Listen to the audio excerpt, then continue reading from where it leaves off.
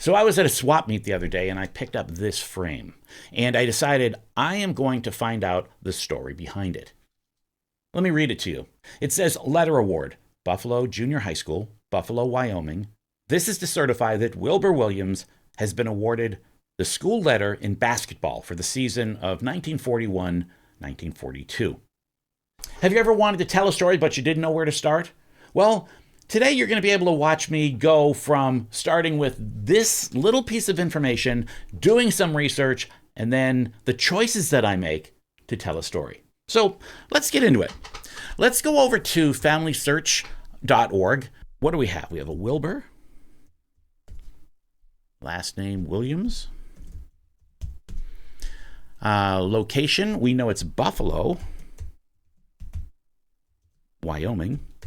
And the estimated birth year.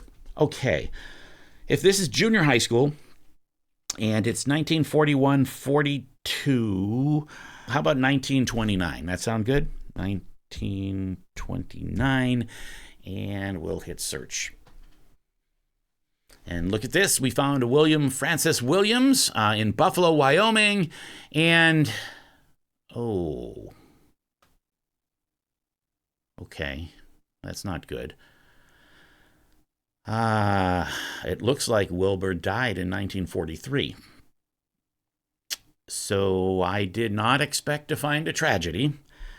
And that's sometimes how this works out, is sometimes you never know where a story is going to go. Let's put it that way. So let's do a little bit more digging and find out a little bit more about Wilbur. This result takes me over to, find a grave. And if we go to find a grave, yeah, okay. So here we have Wilbur's grave. Okay. So now we have to just find out the rest of the story, or at least the information, and then figure out a way to tell the story. Give me a few seconds here to dive in and see what I can dig up about Wilbur, and I will be back with you in a minute. Okay, welcome back. I have found some information. One of the first things I found was a newspaper article that describes what happened. Youth killed when thrown from horse. Buffalo, Wyoming, September 7th, AP. Wilbur Williams, Jr., 14, son of a prominent ranch couple living near Buffalo, died shortly after being thrown from his horse. According to reports of two friends accompanying the Williams boy, the son of Mr. and Mrs. Wilbur Williams, the three were returning to the Williams Ranch from the stockyards at Buffalo when the horse stepped into a hole and young Williams was thrown off. He suffered a broken neck and other injuries and died soon after being taken to a nearby ranch.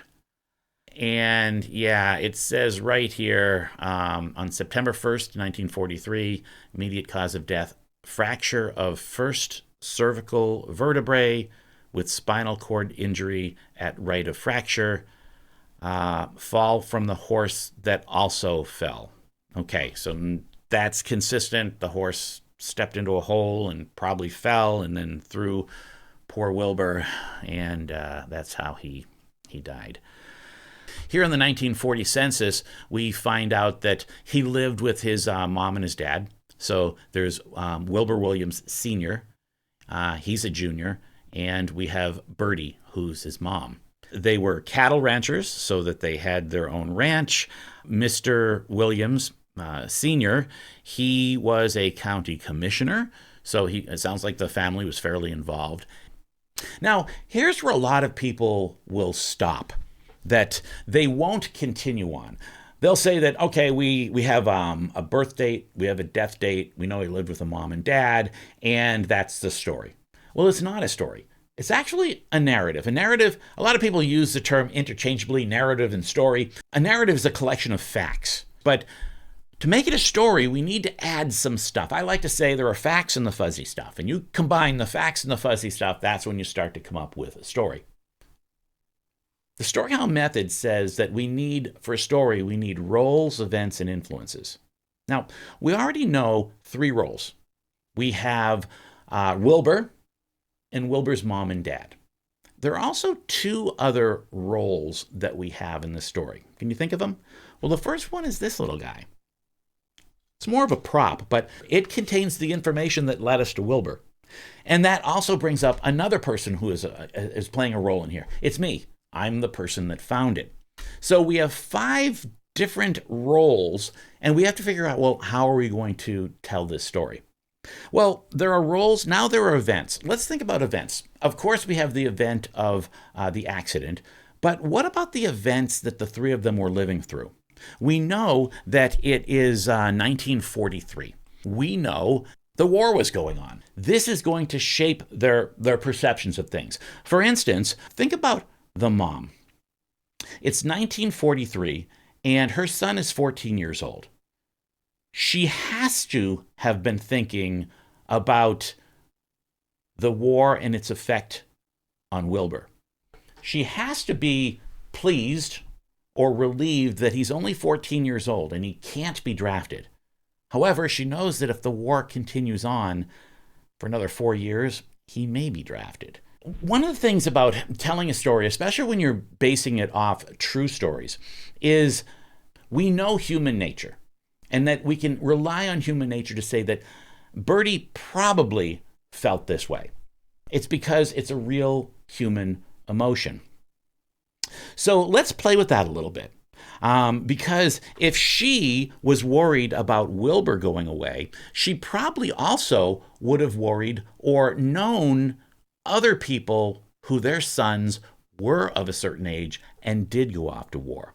So I did a little digging, and I found this World War II State of Wyoming website, and it talked about an Elmer Christensen. He died in Pearl Harbor on December 7th, 1941. And as you can see, he's from Buffalo. Now, this is, to me, some interesting fuzzy stuff that we may be able to add to the story. Consider that this boy died 2 years before Wilbur. In all likelihood, she heard of the story. She may have even known this person. I did a quick look, and I can see that Buffalo, Wyoming, its population was only 2,300 people in 1940. So, A, she may have known the boy. If not, she definitely heard about it. I mean, a local boy being killed at Pearl Harbor was definitely going to be something she would have heard of. Elmer's mom's name was Anna. Now, Anna and Bertie were about the same age, very, very close in age. There's 2,300 people. They're both about 50 years old, which is a very small percentage. The odds are that they knew each other. But again, even if they didn't know each other, they would have had similar feelings. Both moms lost their son in tragic ways. And so I've decided to tell this story from Bertie's perspective, from the mom's perspective. And we now have all of the facts that I've collected, and it's now time for me to take all of those facts and tell a story. It's a story that I call The Gilded Frame.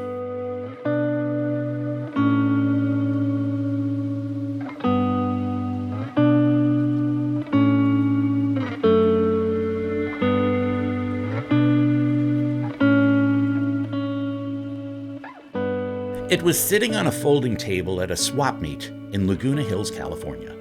Framed and priced at $5, the letter of achievement indicated that Wilbur Williams had earned a basketball letter for Buffalo Junior High School's 1941-42 season. At first glance, the printed information seems limited, but 2 more facts extend beyond the page. Someone chose to frame the certificate, and somehow it traveled more than 1,200 miles to Southern California. To understand the rest, we need to trace the story back to the fall of 1943 in Buffalo, Wyoming. The day began like any other Wednesday. Bertie Williams likely prepared breakfast for her husband, Wilbur, and their 14-year-old son, Wilbur Jr. Perhaps they discussed the news. There was certainly plenty to talk about. World War II was in full swing. Buffalo boys were shipping out, and Bertie likely counted her blessings that Junior was too young to wear the uniform, yet not too old to be a schoolboy. But that's when everything changed in an instant. Junior's horse had stepped into a hole, throwing him to the ground and breaking his neck. Tragedy was no stranger to Buffalo, Wyoming. Nearly 2 years earlier, Anna Christensen had lost her firstborn son, Elmer. Both were tragedies, but under different circumstances. Birdie's boy died in a local field, while Anna's died aboard the USS Arizona at Pearl Harbor. Birdie's son was taken by an improbable accident, while Anna's was taken by a deliberate act of war. Birdie pieced together the truth from witnesses and a coroner. Anna learned of her loss through a formal telegram and a folded flag. We'll never know how Birdie managed to carry on. Her grief wasn't recorded in the paper, but she and her husband did what the living must. She ran the household, and he returned to farming and serving as county commissioner. And somehow, the certificate survived. But how and why? Who framed the certificate? And finally, what happened to it during the 47 years between Birdie's death and the day the frame reappeared under the Southern California sun? Some things we'll never know. Others are more obvious. We know that Wilbur Williams Jr. played basketball. He rode horses. He was loved and he was mourned. And someone, maybe Birdie, maybe someone else, chose to preserve this delicate proof of a young life cut short. Just long enough for a stranger to follow its clues.